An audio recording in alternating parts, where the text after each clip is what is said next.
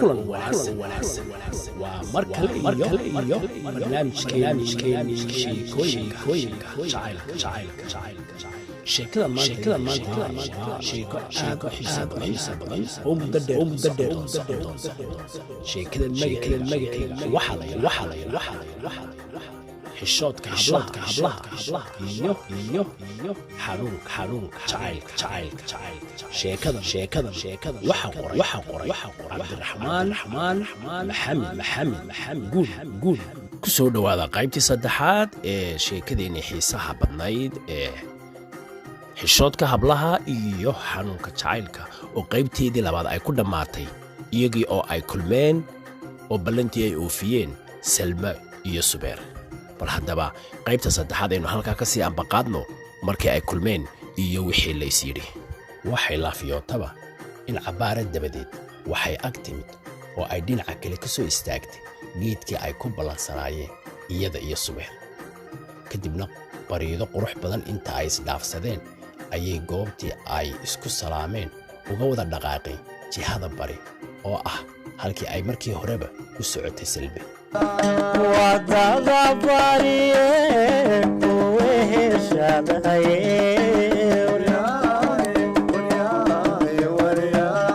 warkiyo hayga goyn waraaqahay wadada bariye weeshadaye warkiyo hayga goyn waraaqahay sidii aynu hore u soo sheegnay Subeer waa wiil aftahan ah balse cabbaar dhan ayaan wax hadal ah ka soo bixin waayo dareenkiisa ayaa tashi ku maqnaa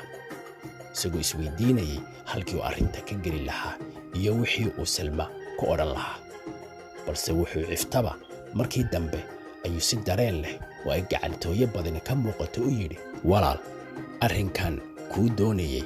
anigoo kuu sheegi doona horta aan si fiican iskugu kaa sheego ilaa dukaankaas ayuunbaad igu aragtay aqoon kaleba waxa laga yaabaa inaanad ii lahayn Salma oo in badan ka dhur sugaysay waxa ka soo yeeri doona afka wiilkan ay maanta isugu horeyso ayaa ugu hal celisay waayahay walaal intaas kadib Subeer wuxuu faala kooban ka bixiyay sooyaalkiisii taariikheed iyo qoyska uu ka soo jeedo Subeer markii uu dhameeyay iska warankiisa ayuu hadalkiisa ku daray walaal adigana waan ku aqaan inaad tahay ina xaaji abtidoon islaanta hooyadaana waan ogahay inay xanuunsanayso ay muddaba dulyaa lahayd ileen waa nin in badan soo haybshay oo ka hor iyo daba wareegay halka ay ka soo jeedo gabadha uu hankiisa guudka ugala baxay isagoo hadalkiisa sii wata wuxuu yidhi Salmaay maanta waxaan doonayaa inaan kuu sheego arrin aan ugub ahayn oo weligeedba lis oran jiray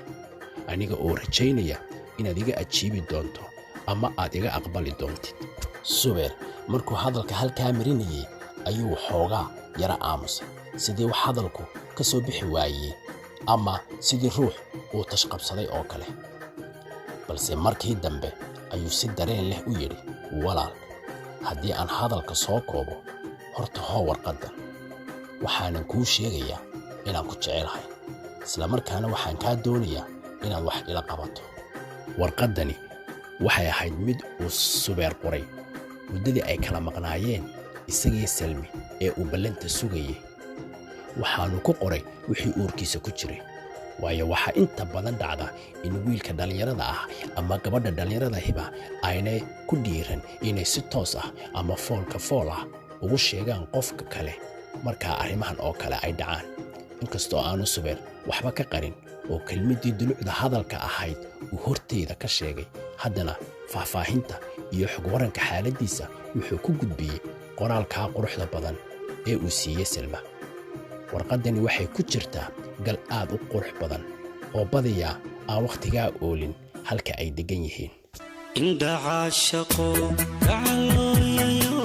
ilmasayraya ragarabe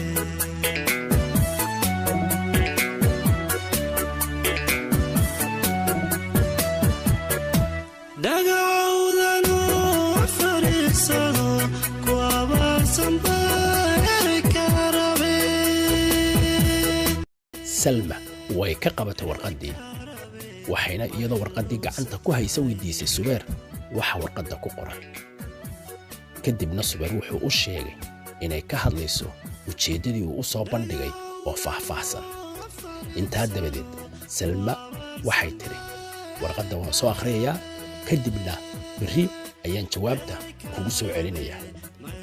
waana ka soo fakari doonaa bal sidee aan ka yeelayo arrinta aad ii soo bandhigtay subeer hoosta ayuu ugu riyaaqay weedha salma wuxuuna si farxadli ka muuqato ku yidhi waayahay walaal isagoo ku ladhay waad mahadsan tahay ma jirto meel fadhiisi iyo dood dheer midna hadalkana taagni ayaa laysku dhaafsaday waayo duruufta ayaan u saamaxay salma waxay ka warwarsan tahay islaantii hooyadeed oo aanay wakhti badan ka maqnaan karin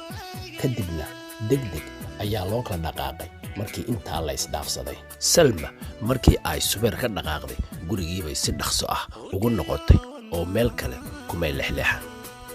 kadibna islaantii hooyadeed ayaa cabbaar ku foorarsatay oo ay u qabatay waxoogaa hawlo ah intaa dabadeed ileen waxa ay sidataa warqad aanay ogeyn waxa ku qoran oo ay rabto in ay ogaato iyada oo aan marnaba haddana ilowsanayn daryeelka waalidnimo iyo xanaanaynta aadka ah ee ay u waday hooyadeed way u dhammaystirtay wixii hawl ah ee ay u qaban jirtay wakhtigan oo kale hooyo ruun markii ay ka soo jeedsatay hooyadeed ayay intay meel gooniya yara fadhiisatay warqaddii furtay iskuna diyaarisay akhriskeeda talow maxaa kaga soo bixi doonaa maxayse ku bilaabayaan sadarrada qoraalka warqadda u horreeya balse innaga oo aan warqadda akhriyin haddii aynu isnidhaahno sii sheega ereyada uu qoraalka warqaddu ku bilaabmayo taasi waxay ila tahay waa arrin dadka badidiisu aanu sii malayn karin mooyi qolyaha jacaylku soo maray ama hayaa inay inaga yaqaanaan weedhaha lagu aftaxo qoraalka waraaq dareen jacayl xambaarsan oo laysu dirayo balse intaynu doodda su'aasha u yara kaadsanno bal aynu eegno weedhaha uu subeer ku bilaabay warqaddii uu salmo gacanta ka soo saaray waxayna ku bilaabantay qoraalka warqaddaasi sidan inkastoy sideedaba safar tahay adduunyadu lagu sugayo geerida saaka waan ku nool nahay adna saatirkaan sidoo kale sama inaad ku waarto ku samaato bara wacan heedha kuu su'aalee sayidaay salaan wacan sidriga iyo laabtan suuriya kaaga soo diray ee sow ma fiicnid adiguna intaa kadib salmaay waxaan filayaa inaad og tahay haddii aad og tahayna aanad dafiri karin jiritaanka shayga ama waxa loo yaqaano cishqiga balse haddii aan israahdo tafaasiir kooban ka bixi jacaylku waxa uu yahay waxaan shakhsiyan ku micnayn karaa inuu yahay rabitaan qoto fog oo ku beerma qalbiga iyo nudaha dareenka ee qofka aadamaha ah kadibna qofka wax jeceli waxa uu ku sugnaadaa had iyo goor boholyow iyo baahi nafsiyana oo u qabo qofka uu jecel yahay marka sidaa daraaddeed gacaliso waxaan shaki igaga jirin inuu naftayda haleelay dareen caashaq oo aan sahlanayn waxaanse kuu sheegayaa qofka aan jecelahay inuu adiga yahay xanuunka cishqigu inuu i asiibay waxaan ku xaqiiqsaday arrimahan sida aan sheeko ku qaatay ama warka ku hayo xanuunka ama dareenka jacaylku wuxuu leeyahay ama maraa 7 wadiiqo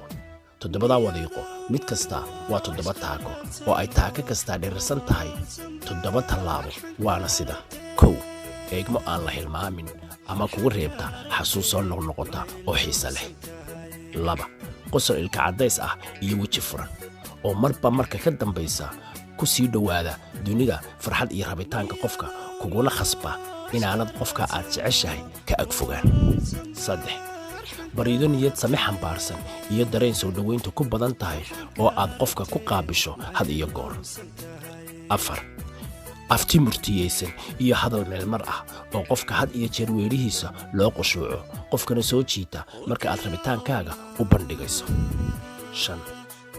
oofinta ballanka qofku ma ilaawo haddii uu ruuxa kale noqdo qof mar walba oofiya ballanta waxa qofka ballanta ilaaliya lagu tilmaamaa inuu yahay qof xataa lagu aamini karo naftaada aadamaha gacaliso 2 wadiiqo ee hadhay waxaan kaaga soo sheegi doonaa waraaqaha dambe balse gacaliso waxaas oo tusaale ah ujeeddada aan uga socdaa waxay tahay in aan kuu sheego wax aan anigu dareemi karo ama uu ogaan karo qof wax jecel haddaan kuu caddeeyana gacaliso waan ku jecelahay waxaanan rabaa in aad noqoto midii ila wadaagi lahayd nolosha gacalo ha ila yaabin hana u qaadan waayin hana u arkin hadalladeeda qaar mala awaala ama wax si dhib yar aanu idhi balse run ahaantii muddo badan ayaad ku jirtay qalbigayga oo aad ugu milantay sida barafku ugu milmo cadceedda waxaad tahay qofka keliya ama midda keliya ee aan odhan karo ama aan idhi waa midii oori kuu noqon lahayd salma waan ogahay oo kolleyba in badan ayaad ku dul fikri doontaa qoraalkayga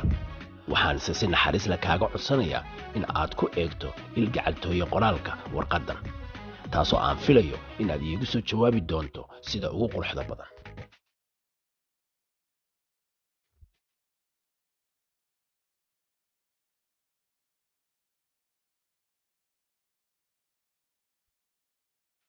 waxay warqaddani wax weyn ka beddeshay dareenka iyo mowqifka nafsaaniga ah ee salma ilaa 2-3 goor ayay salma ku noqnoqotay akhriska warqaddii subeer waxaana dareenkeeda ku soo kordhay culays aad u weyn waxayna hal cabaar ah noqotay qof dhaygsan oo meel gooni ah yururta balse markii dambe ayay intay warqaddii iska laalaabtay hawshii guriga ku dhaqaaqday subeer ilaa markii ay salma kala tageen ee uu warqadda gacanta ka saaray waxa ku taagnaa waran wuxuuna isweydiinayay talow maxay yeeli doontaa armay gaashaanka ku dhufataa oo ay meeshaasi wadhigaa raacda ayuu subeer hoosta ka lahaa subeer muddadii uu sugayey jawaabta waxaa u dhammaatay werwer iyo fikir adduunyo wuxuu galay xaalad aamusnaan ah waxaa naftiisa la soo diristay cidhiidhi iyo culays badan taasoo keentay inuu cuntadii cuni waayo oo uu galo xaalad cunto ka soomid ah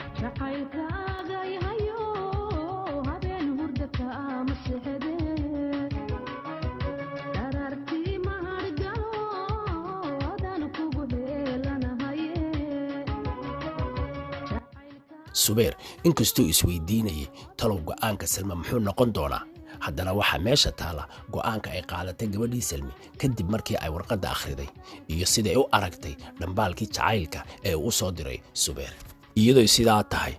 oo uu weli ka warwarsan yahay subeer waxa uu noqon doono go'aanku ayaa waxa u yeedhay odaygii aabbihii ee dhamar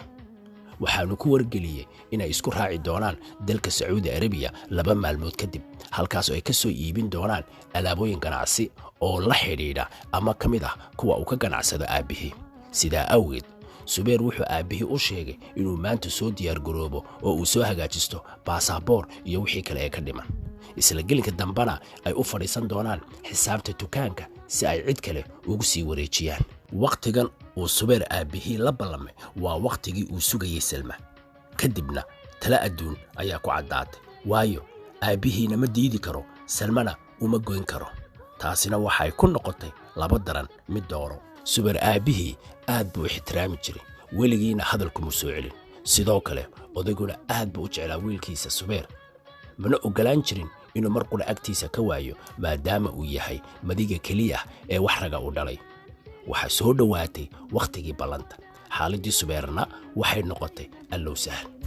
salma waxay u soo baxday iyadu dhinaca iskuulka oo ay ka maqnayd muddo 2 saacadood ah qorshaheeduna waxa weeye in ay soo marto markay iskuulka ka soo noqoto salma mar hore ayay gaadhay go'aanka ay subeer siin lahayd balse iyadu sidii subeer warqad kumay soo qorine ee laabta iyo maskaxda ayay ku sidataa waxayna doonaysaa inay ugu dhiijiso iyaga oo is hor jooga oo ay afkeeda isticmaasho balse subeer wax wara ma haysto mana oga waxa ay salmi la soo guuxayso waxay saacaddu socotaba waxay soo gaadhay 5:15 daqiiqo galabnimo taasoo ay wakhtigii ballanta ka hadhay 15 daqiiqo oo keliya balse subeer iyo aabbihii waxay dhex fadhiyaan dukaankii waxaanay bartanka kaga jiraan xisaabtii dukaanka subeer oo xaaladdu ka qasnayd oo tiraba 2 goor qalda xisaabtii ileen waa nin ay maskaxdiisa meel kale ku maqan tahay odaygii dhamal ee aabihiina waa yaaban yahay oo wuxuu leeyahay talow wiilkii maxaa galabta helay sidan mu ahaan jirine waxay arrin socotaba markii dambe ayuu subeer intuu mar qura istaagay ayuu yidhi aabbo meel dhowaan ilaa 20 daqiiqo kaga soo noqonayaaye isii yara sug furaha gaadhigana ii yara dhiib odaygii goorahanba wuu yaabanaa waanu arkaa inay wiilka wax ka sii yihiin balse furihii gaadhiga ayuu u dhiibay waxaanu ku yidhi aabbo galabta shaki baad leedahay gaadhigana ilaali naftaadana ilaali soona dhaqso balse subeer ma haleelin inuu odayga u jawaabo kadibna intuu furihii gaadhiga degdeg odayga uga qaatay ayuu gaadhigii degdeg furaha ugu ragay wuxuuna afka saaray goobtii ay ballantu ahayd cabbaar markuu taagnaa ayay salma u timid kadibna waxaa la isdhaafsaday salaan xiiso iyo galgacatooyo ka muuqato hase yeeshee markii ay isa salaameen waxaa dhacday in qadar hal mirir gaadhaysa la kala aamusnaaday sidii wax midaba gooni shoog u qabsaday dabadeed subeer ayaa ku tiraabay salmaay waxay ila tahay adiga ayuu ahaa qofka ay arrintu xaggiisa jirtaa ee jawaabta laga sugayaa sidaa awgeed gacaliso sooda wixii aad inoogu talisay subeer maskaxdiisu aad ayay u shaqaynaysaa waxaanu isleeyahay talow maxaa kaaga iman doona waxaana haysta walwal aad u badan salma iyadu hore ayay go'aan meel u soo dhigatay oo way haysataa jawaabtii laakiin markiiba afka may kala qaadine ee cabbaar ayay hoos u yaro foorsatay muddadaasi waxay ahayd qadar 1 daqiiqo ka yar balse subeer waxay ku sii siyaadisay culays badan waxaanu hoosta ka leeyahay malaha dayro ayay kuu sidaa waatan hoos u foorsatee dareenkiisana waxaa ka muuqata firkanax iyo walbahaar saa'id ah salma intay qoorta kor ula soo yara kacday oo ay dhoola caddaysay ayay si deggan u tiri haddaba la soco qaybta afraad ee sheekadan xiisaha badan ee xishoodka hablaha